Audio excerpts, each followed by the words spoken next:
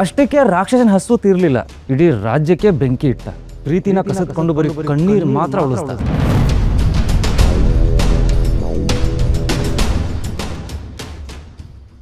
ಬದುಕನ್ನ ಯಾವ ಮಟ್ಟಕ್ಕೆ ಗೌಜ್ಲು ಮಾಡ್ದ ಅಂದ್ರೆ ಅದನ್ನ ಬಿಡ್ಸಕ್ ಹೋದಷ್ಟದು ನರಕ ಆಗ್ತಾ ಹೋಗ್ತು.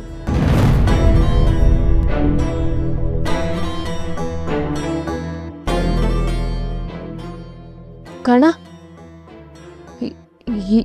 ಯಾರ ರಾಕ್ಷಸ?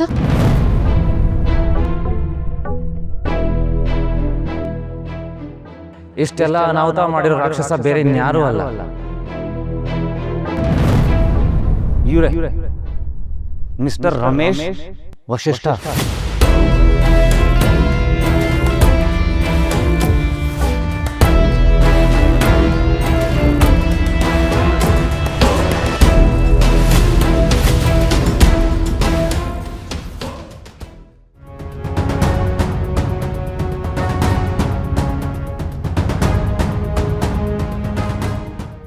ಕರ್ಣ, ಏನು ಹೇಳ್ತಿದ್ಯಾ? ರಮೇಶ್ ಯಾಕೆ ಹೀಗೆಲ್ಲ ಮಾಡಬೇಕು? ಅಲ್ವಮ್ಮ, ನಾನು ಯಾಕೆ ಈ ರೀತಿ ಮಾಡಬೇಕು? ನಾನು ಹಿಂದೆ ಕೆಟ್ಟವನಾಗಿದ್ದೆ, ನಾನು ಇಲ್ಲ ಅಂತ ಹೇಳ್ತಾ ಇಲ್ಲ. ಆದರೆ ನಾನು ಬದಲಾಗಿದ್ದನ್ನು ನೀವೆಲ್ಲ ನೋಡಿದ್ದೀರಲ್ಲ.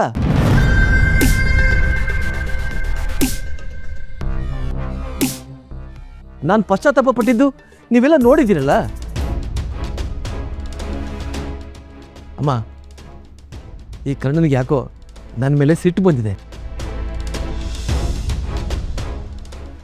ಯಾಕರ್ಣ, ನೀನು ಇಷ್ಟಪಟ್ಟ ಹಾಗೆ ನಿನ್ನ ಮದುವೆ ಆಯ್ತಲ್ಲ,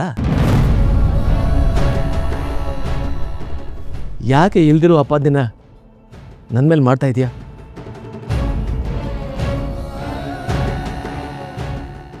ಹಳೆ ದ್ವೇಷದ ಬಗ್ಗೆ ಈ ಶುಭ ಸಂದರ್ಭದಲ್ಲಿ ಮಾತಾಡಿ ಏನಪ್ಪ ಪ್ರಯೋಜನ? ಎಕ್ಸಾಕ್ಟ್ಲಿ. ಹಳೆ ದ್ವೇಷನ ಮತ್ತೆ ಮತ್ತೆ ಕೆತ್ಕೋದ್ರಲ್ಲಿ ಏನೂ ಅರ್ಥ ಇಲ್ಲ ಅಂತ ಗೊತ್ತಿದ್ದು ಪದೇ ಪದೇ ತಪ್ಪು ಮಾಡ್ತಿದ್ದೀರಾ.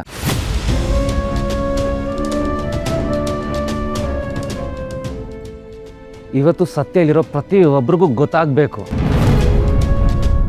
ನೋಡು, ರಮೇಶಿಗೆ ಏನು ಮಾಡ್ದ ಅಂತ ಹೇಳು, ನನಗೆ ಗೊತ್ತಾಗಬೇಕು. ಹೇಳೋ.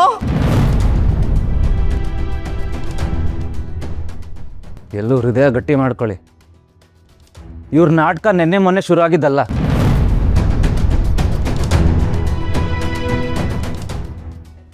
ಯಾವತ್ತು ಇವ್ರನ್ನ ನಿನ್ನ ಮನೆಯಿಂದ ಹೊರಗಡೆ ಹಾಕಿದೆಯಲ್ಲ, ಅವತ್ತೇ ಶುರು ಆಗಿದೆ.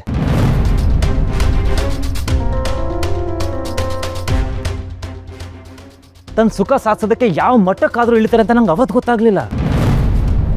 ಅಂದ್ರೆ ನೀನು ನಿತ್ಯ ಮದುವೆ ಹಾಕೋಕೆ ಮಾಡಿದ್ದು ರಮೇಶನ?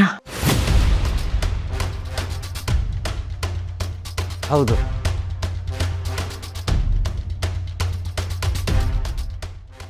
ನಿಂಗೆ ಮದುವೆ ಮಂಟಪದಲ್ಲಿ ಈ ಮದುವೆ ಐಡಿಯಾ ಕೊಟ್ಟಿದ್ದು ಯಾರು ಹೇಳು?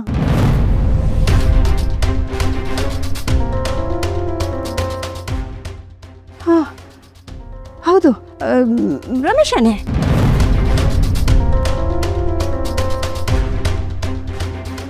ನಾನು ನಿಧಿ ಪ್ರೀತಿಸಿರೋ ವಿಷಯ ಇರೋಕ್ಕೆ ಗೊತ್ತಿತ್ತು. ನಿಧಿ ಜೊತೆಗೆ ನಾನು ಮದುವೆ ಮಾಡಿಸ್ತೀರಿ ಅಂತ ಇವರೇ ಹೇಳಿದ್ದು. ಆದ್ರೆ ಅದನ್ನ ವಿಷ ತುಂಬ್ಕೊಂಡು ಹೇಳಿದ್ರು ಅಂತ ನಂಗೆ ಅವತ್ತು ಹೊಳಿಲೇ ಇಲ್ಲ. ನಿಜವಾಗ್ಲೂ ಇವ್ರು ನನ್ನ ಮಗ ಅಂತ ಸ್ವೀಕರಿಸಿದ್ರೆ ಅಂತ ಅನ್ಕೊಂಡಿದ್ದೆ.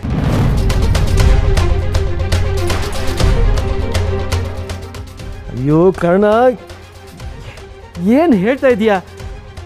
ಅಮ್ಮ, ಅವತ್ತು ತೇಜಸ್ಸು ಮದುವೆ ಮಂಟಪದಿಂದ ಓಡೋಗಿದ್ದ, ಹಾಗಾಗಿ ಇದೆಲ್ಲ ಆಯ್ತು. ಹೋಲ್ಡ್ ಆನ್, ಓಡೋಗಿದೆಲ್ಲ ಸಾರಿ, ಕಿಡ್ನಾಪ್ ಮಾಡಿಸಿದ್ದು.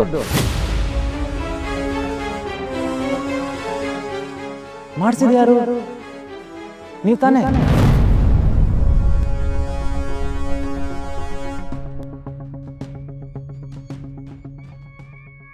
ಕರ್ಣ, ಏನು ಹೇಳ್ತಾ ಇದ್ದೀರಾ ನೀವು? ರಮೇಶ್ ಅಂಕಲ್ ತೇಜಸ್ನ ಕಿಡ್ನಾಪ್ ಮಾಡಿಸಿದ್ರಾ? ಕರ್ಣ, ಸುಮ್ಮನೆ ಇಲ್ಲದೇ ಇರೋ ಆರೋಪನ ನನ್ನ ಮೇಲೆ ಮಾಡಬೇಡ. ಎಲ್ರಿಗೂ ಹರ್ಟ್ ಆಗುತ್ತೆ, ಅರ್ಥ ಮಾಡ್ಕೋ. ನಿತ್ಯ, ಹಾಗೆಲ್ಲ ಏನೂ ಆಗಿಲ್ಲಮ್ಮ.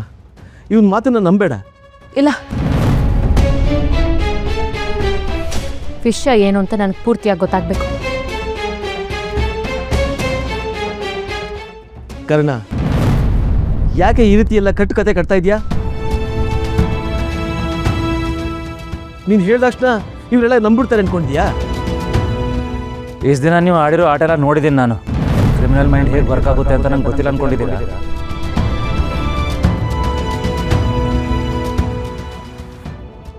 ನೀವು ಹೀಗೆ ಹೇಳ್ತೀರಾ ಅಂತ ನಂಗೆ ಮೊದಲೇ ಗೊತ್ತಿತ್ತು. ಸುಳ್ಳಿನ ಕೋಟೆ ಎಷ್ಟೇ ಗಟ್ಟಿಯಾಗಿದ್ರು ಸತ್ಯದ ಒಂದು ಕಿಡಿ ಸಾಕು ಅದನ್ನು ಬೂದಿ ಮಾಡೋದಕ್ಕೆ. ನಾನು ಎಲ್ಲದಕ್ಕೂ ರೆಡಿಯಾಗೇ ಇದ್ದೀನಿ. ಸತ್ಯದಿಂದ ಮಾತ್ರ ಸುಳ್ಳನ್ನ ಮಟ್ಟ ಹಾಕೋದಕ್ಕೆ ಸಾಧ್ಯ.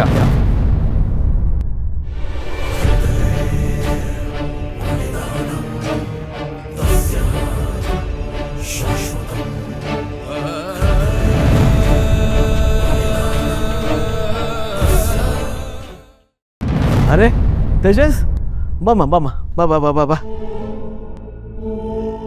ನೀನು ಸರಿಯಾದ ಸಮಯಕ್ಕೆ ಬಂದೆ ನೋಡು. ಇಲ್ಲಿ ನೀನೊಬ್ಬನೇ ನನ್ನ ಕಾಪಾಡೋದಕ್ಕೆ ಸಾಧ್ಯ. ನೋಡು, ಸತ್ಯ ಏನು ಅಂತ ಹೇಳಿ ಈ ಕರ್ಣನ ಮುಖವಾಡನ ಕಳಚಬೇಕು. ಈ ಮದುವೆ ಮಂಟಪದಿಂದ ನಿನ್ನ ಕಿಡ್ನಾಪ್ ಮಾಡಿಸಿದ್ದು ಯಾರು ಅಂತ ಹೇಳು. ಹೆದರ್ಕೋಬೇಡ, ನಾನಿದ್ದೀನಿ.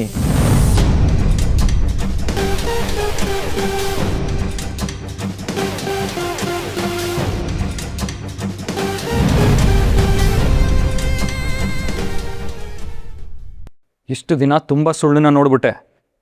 ನಮ್ಮ ಜೀವನದಲ್ಲಿ ಅದು ಎಬ್ಬರಿಸಿರೋ ಬಿರುಗಾಳಿನೂ ಅನುಭವಿಸ್ಬಿಟ್ಟೆ.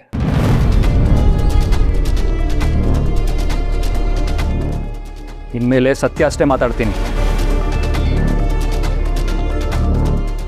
ಕರ್ಣನ ಬಗ್ಗೆ ಇರೋ ಸತ್ಯ ಒಂದೇ.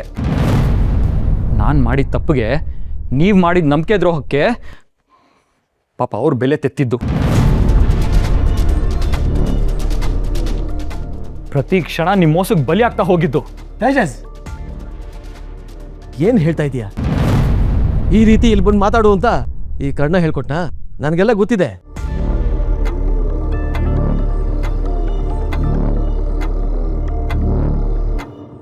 ಸತ್ಯ ಗೊತ್ತಾದ ಮೇಲೂ ಹೇಳದೆ ಹೋದ್ರೆ ದೇವ್ರು ಮೆಚ್ಚಲ್ಲ. ಮದುವೆ ಮಂಟಪಕ್ಕೆ ಇನ್ನೇನು ಹೋಗಬೇಕು. ನನ್ನನ್ನು ಕಿಡ್ನಾಪ್ ಮಾಡಿಸಿದ್ದೆ ಈ ರಮೇಶ್ ಅವರು.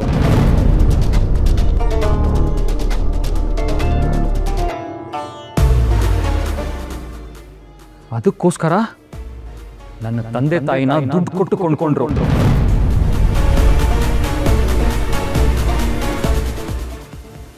ಈ ಕೆಟ್ಟ ಸಂಚಲ್ಲಿ ಅವ್ರನ್ನೂ ಇನ್ವಾಲ್ವ್ ಮಾಡಿಬಿಟ್ರು. ನಿತ್ಯನ ಕರ್ಣ ಮದುವೆ ಆಗಬೇಕು ಅಂತಾನೆ ಇವ್ರು ಹೆಣ್ದಿದ್ದ ಜಾಲ ಇದು.